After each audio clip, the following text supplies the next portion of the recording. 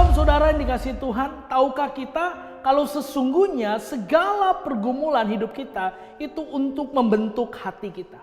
Tuhan tidak pernah membiarkan kita mengalami sebuah pergumulan, mengalami sebuah masalah, mengalami sebuah tantangan tanpa ada maksud Tuhan. Dan yang penting buat Tuhan adalah kita memiliki hati yang taat. Hari ini baca firman Tuhan.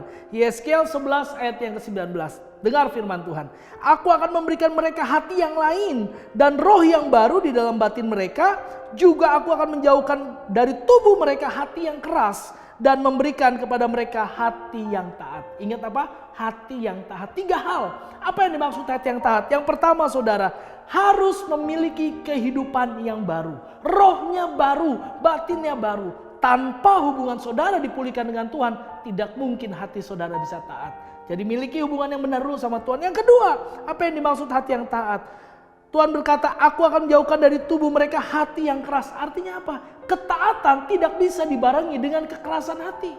Saudara mau dengar firman Tuhan atau mau nguji firman Tuhan? Itu 2 kata yang berbeda saudara.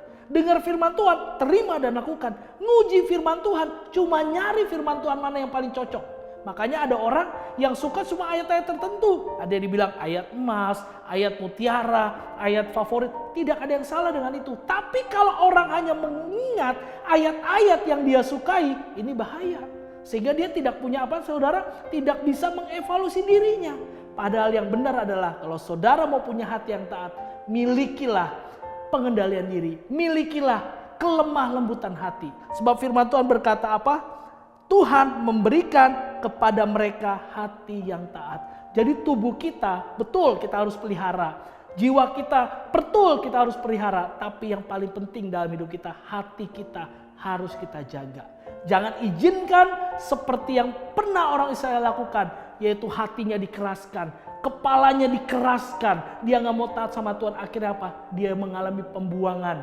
Di Babel, di Asyur, di mana-mana dia mengalami pembuangan. Tapi hari ini saudara bisa belajar dari situ. Miliki hati yang taat. Yang pertama apa tadi saudara? Berubah hidupnya. Miliki hati yang baru.